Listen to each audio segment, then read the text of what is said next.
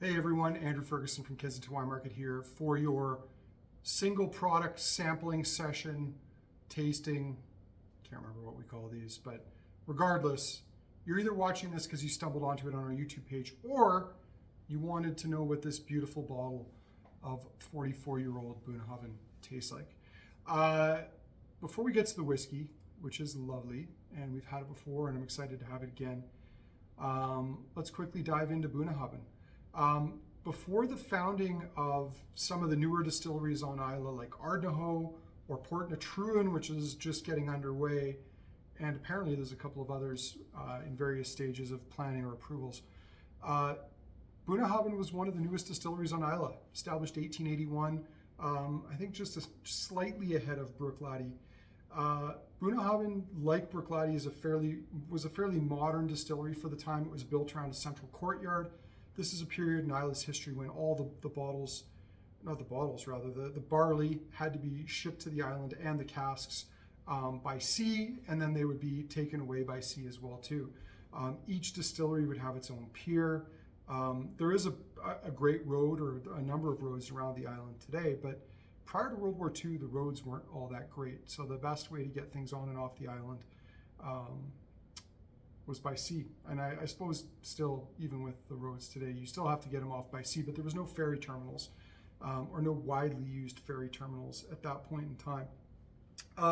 Bunnahabhain Distillery today is owned by Burn Stewart Distillers. It's highly connected to the black bottle blend. In fact, until recently, when you go into the distillery, that's what they'd be promoting in there. There was a big mural for black bottle in the distillery. Bunnahabhain is generally unpeated, though there are some peated versions of it out there, including some that were made for Diageo at periods when Diageo was renovating Caol Ila and wanted production. And so we're buying production from Bunnahabhain, from Burn Stewart Distillers, to make sure that they would never have a shortage of malts to go into critical blends like their Caol Ila, or not their Caol Ila, their Johnnie Walker Black Label. Bit of a Freudian slip there, since Caol Ila is the main whiskey in Johnnie Walker Black, but it brings that point back. Like it's such a significant, and one should argue good blend as well, that they never want to be short of stock on it. Old Bunnahabhain has been getting increasingly hard to come by in recent years. The Elixir Distillers guys have had a number of these, including the lovely Port Askeg 45-year, which if I was thinking more about this, I could have had that bottle out as a prop to show you. And then a couple of different single casks under this Single Malts of Scotland Director's Special range. They haven't told us exactly what type of cask this is from, but having tasted it before, partly based on the color as well too, like it almost certainly has to be an ex-sherry cask. But let's dive in there and we'll talk a little bit more about the whiskey and some thoughts on it after we give it a nose and taste. So 44 years of age, bottled at 42.4%. And oh man, the nose on this is so old school and beautiful. It is, kind of like treacle sauce, maple syrup, starting to get very tropical in there too. Some nice bright jammy fruits as well. Despite its age, there's a nice freshness and vibrance to the fruit there, but it is oh so soft on the nose, and that can be in no small part from the fact that the Angels have taken this down to 42.4%, which is a very, very low cask strength. I'm using the old school blender's glasses for this because with these really old whiskeys, I like to kind of get the most from them that I can, and really the best way to do that is in one of these glasses that really traps the aroma, makes it hard to escape, and concentrates it on your nose. They are a little trickier to drink from, I find. So this is not for me a glass that I would sit and enjoy a whiskey from, other than if I'm writing tasting notes, or if, I guess in that case of enjoyment, I really just want to nose it, in which case these are really far superior. Some nice chocolate tones in there too, candied orange peel, bit of Christmas cake. There's a lot going on the nose on this whiskey, and yeah, it's quite pretty, but there's a lot of signals coming through the liquid that are telling me that this is almost certainly ex-sherry cask.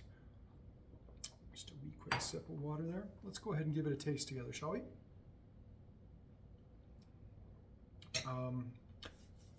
Ooh, on the palate, it's round, fruity, chocolatey. Again, tones of Christmas cake there. Sort of spices growing, but you know, nice caramel tones. It's figgy, chocolate, tobacco. It's got some of those classic sherry elements in there. And yeah, it's pretty, man.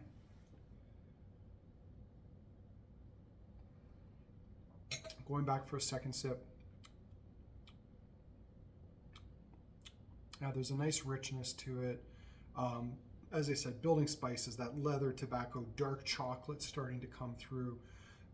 This is a whiskey that's not got any of that bitterness that you'll often find in older, especially older sherry cask whiskeys, where they are maybe starting to get a bit over the hill. They are starting to show its age.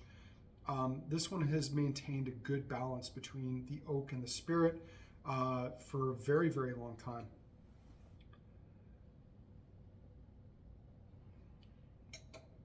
Starting to become a little bit more nutty, but it's rich,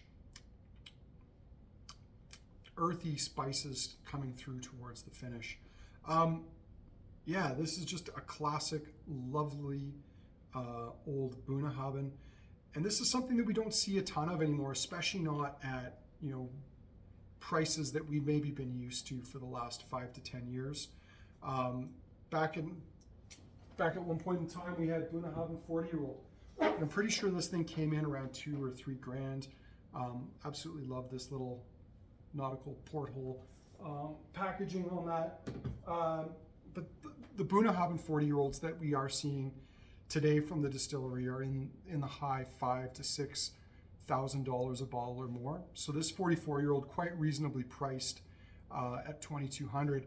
It's also a little bit more reasonably priced than that Port Askeg 45 I mentioned before. Now, that whiskey does not explicitly say that it's from Bunnahabhain, but it's from Bunnahabhain, and it's a really rich, old school, tropical, decadent style of whiskey. Somewhat like this, but it's about $1,000 more because that stock is getting increasingly hard to come by. The bottles that are still available for sale, both in the UK and for export, are starting to dry up. So the prices on them are starting to go up. The last thing that's probably worth noting here is there's no declaration of vintage on this, but it's got to be from probably the early to mid 60s, or maybe late 60s in terms of age. Just knowing that this was originally bottled about 3 or 4 years ago, and we are, you know, maybe early 70s, but regardless, it's not something we're seeing very much of anymore. It's getting increasingly hard to come by. And we've got 12 bottles in, and we've opened one of them for this opportunity for people to taste it. So there's not that many left to be had. So I hope you really enjoy this tasting and the whiskey. And if you're tempted, you might want to buy one. And if you are watching this video just by chance because you stumbled onto the Kensington Wine Market YouTube page, we are selling samples of the whiskey, which are links to this video, as well as full-size bottles through our website, kensingtonwinemarket.com. And on that note, hope you enjoyed it. Cheers. Till next time.